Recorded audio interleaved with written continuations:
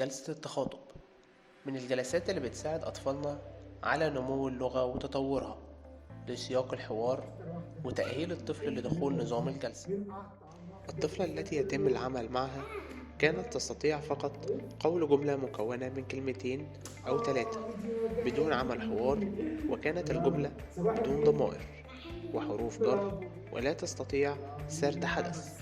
ولكن بعد العمل معها لمدة 5 شهور اجتازت الطفلة قول جملة من 5 كلمات وأكثر بها حروف جر وعطف مع إدخال الضمائر وتغيير بزمن الفعل مع سرد أحداث يومية وأحداث خيالية.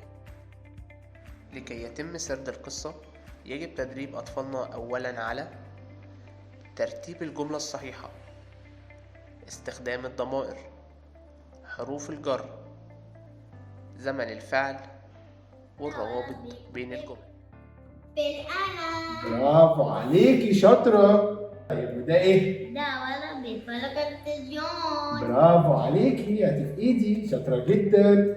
طيب وده ايه؟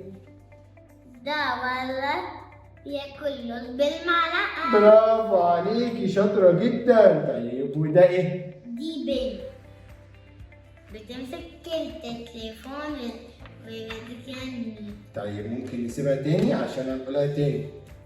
دي بنت شاطرة، بتعمل ايه؟ ماسكة ميكرو ميكروفون ميكروفون بتليفون وبتعمل ايه؟ بتغني. ماشي، هاتي، برافو عليكي. اخر حاجة. ده ولد بيسوق العربية بتاعته. برافو عليكي، شاطرة جدا، جبني 5. طب بنوتة، يلا نبدأ. قولي لي يا جماعة، بنصلي فين؟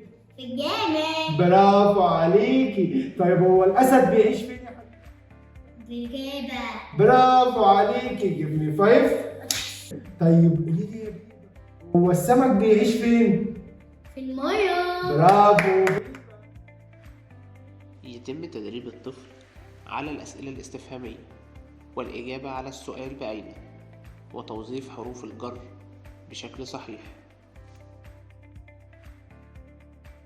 هي عيني موجودة فين يا حبيبي؟ وشي. برافو عليكي. طب أنا بلبس النضارة فين؟ في وشي. برافو. طب أنا بلبس التوكة فين؟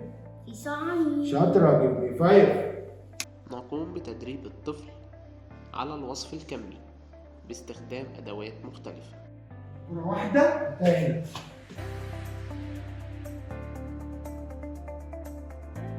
طيب بصي كده، أنا كده معايا إيه؟ طيب أحطها فين؟ هنا.